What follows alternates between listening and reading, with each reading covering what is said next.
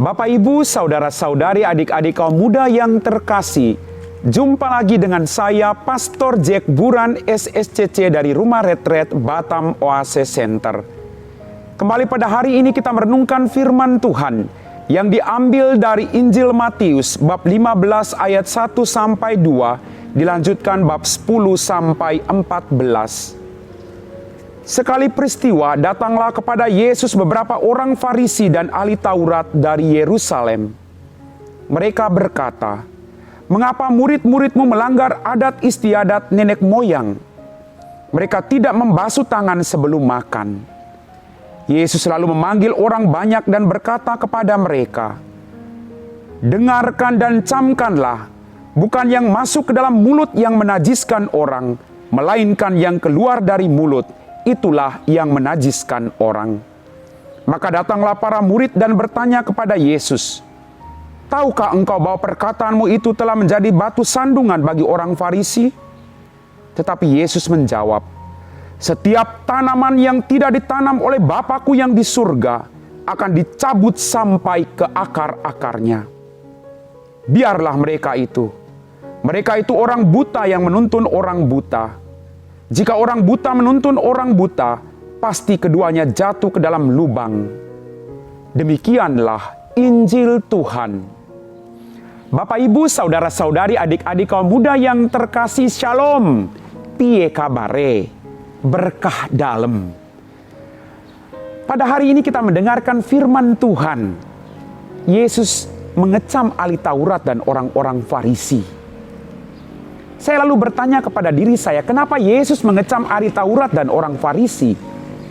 Karena pada saat itu mereka hanya melihat sisi luarnya saja. Mereka hanya mempertahankan adat istiadat mereka.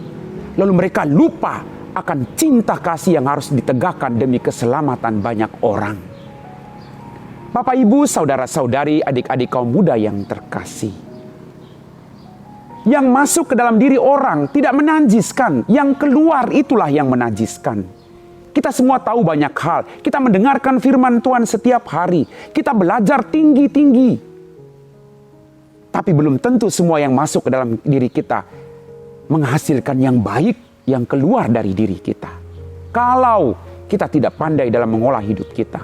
You are the master of yourself. Sekali lagi Bapak, Ibu, adik-adik kaum muda. You are the master of yourself. Segala sesuatu yang buruk bisa menjadi berkat, bisa menjadi bermanfaat bagi dirimu. Kalau engkau pandai dalam mengolah segala sesuatu yang buruk itu, maka yang buruk akan menjadi berkat. Sebaliknya, semua hal yang baik yang Anda dengar bisa menjadi tidak baik kalau Anda tidak pandai dalam mengolah hal yang baik itu sendiri. Maka Bapak, Ibu, saudara-saudari, adik-adik kaum muda yang terkasih, banyak tawaran. Tetapi kita diajak untuk senantiasa melakukan yang terbaik. Supaya apa yang kita hasilkan dalam kehidupan kita adalah hal yang terbaik. Menjadi berkat bagi diri kita dan bagi orang lain. Dan demi kemuliaan Tuhan dalam kehidupan kita. Bapak, Ibu, saudara-saudari, adik-adik kaum muda yang terkasih, cintailah orang-orang yang ada di sekitar Anda. Pasangan hidupmu, saudara sekomunitasmu, orang tuamu, teman-temanmu. Berpikirlah positif tentang orang lain. Jangan hanya berpikir tentang kebutuhan dirimu sendiri, tapi berpikirlah juga tentang keselamatan orang lain. Cintailah orang-orang yang ada di sekitar Anda. Bapak, Ibu, saudara-saudariku yang terkasih, kita diajak oleh Tuhan juga untuk mencintai orang lain. Tapi kenapa kadang kita membenci orang lain atau menjudge orang lain? Karena tadi kita tidak pandai dalam mengolah segala sesuatu yang baik. Maka yang keluar adalah kebencian, iri hati, dendam, dan permusuhan.